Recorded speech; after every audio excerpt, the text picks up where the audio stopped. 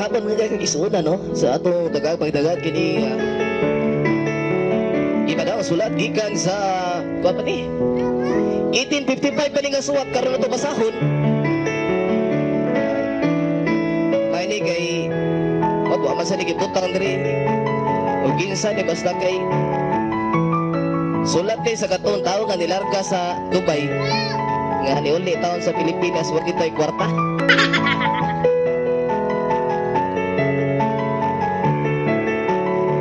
So karong hapon ato ni tagapagtagad.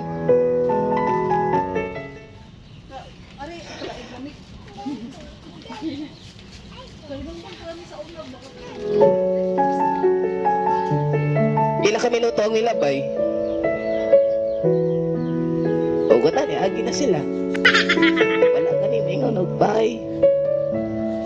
Chicks pa to.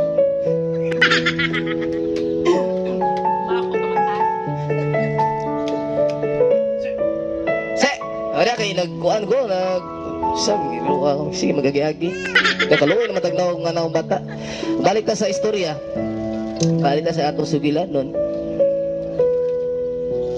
So mao to. Ang pangalan daw niya no si Kuanday. Ang pangalan niya si Rodolfo. 35 anyos. 6'2" ang higda. 5'2" ang barug.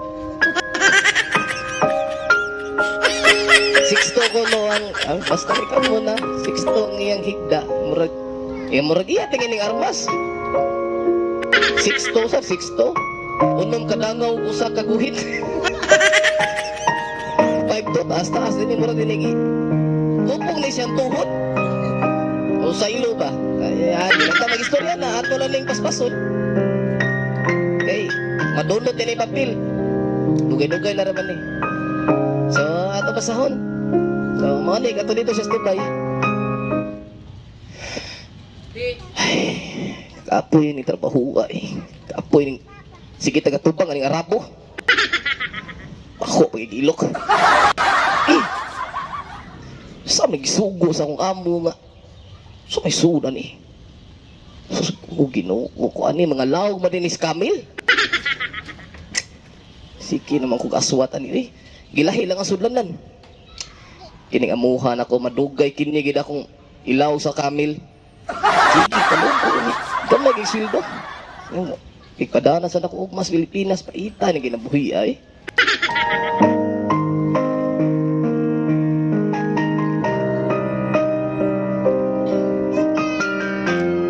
Ano mga kaigsunan no? Sabi nila sa istorya pagkaugma to nagpadalagin siya. Kanawag siya sa iyang amahan. O kumusta? O kumusta na lang siya sa Pilipinas?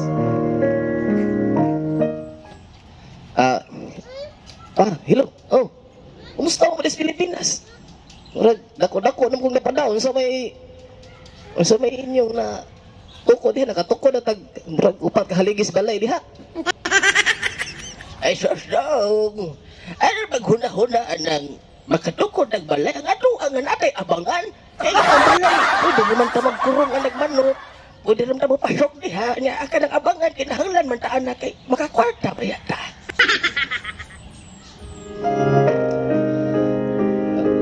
Pili na sa istorya, nito oras sa kong papa nga nagbuhat siya kabangan kay lagi, huwag mo sa kukita. Di masad siya kasi ng picture kay yang cellphone 3310. Yo, kabidyo call ni. Iya ko nung ipatukod ang abangan dito kuno sa layong dapit. Moto ilidagan sa istorya. Nakadesisyon ko nga muli. O, pag-abot ako sa airport, nausap naman yung airport din eh. Ay dagat. Berlahi naman yung mudunggo na. Mukapakapa naman nilang aeroplano.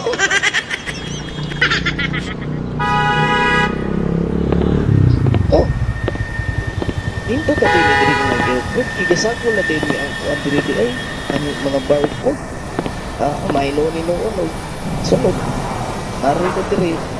kada akong mga package ako na lang ning palupad na lang ako sa palupad na lang ako ni sa kuan sa barko.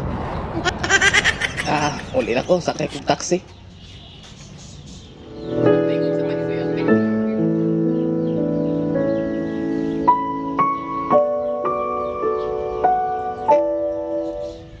Ya, mohon mo ka bisag asa ya.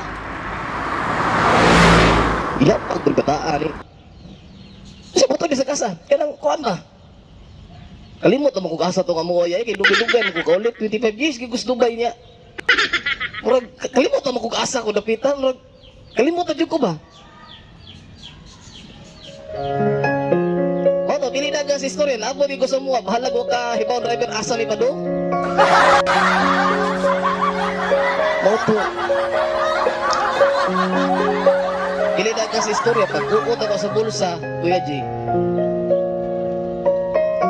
Nawa man akong pitaka. No.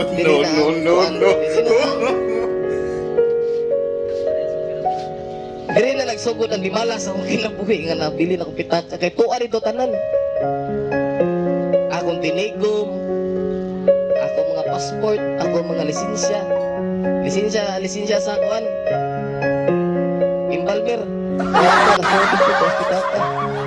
Oto, naglalis na gini sa driver sa taxi. Kaya na din siya nga. Unsa ba ka ba nga? Patugam-tugam kag sakay nga. O ba nagigdang kwarta? Oto, niambot yung mga duha ka oras yung pinangitan ako, gipangitan ako tuyo sa sakyanan dito sa iya, giukap na ginakong hood siya sa kanang, wah, maginakong pitaka. Oto, nag-away mi. Kaya na sa siya nga. Usam ka, tuga-tugaw kay sakay nga. O ba nagiging kwarta? Oto, ako na lang sa siyang gitubag ang driver sa taxi nga. May naliling namukong niya kay sa maglakaw. So, mauto, dito natapos ang istorya. Medyo naipit yun ang driver na to ba? Kaya mo nakalibre ko kaya nga ako na yung kwarta. Diri day sa ilawom sa nabitang sa medyas dapit. Sustuan na dito di ay. So, nakalibre ko ato sa kwan. Kuya ako kaysa may kan Rivera, buhi pa gani ka. Ginoo rin bahala ni mo.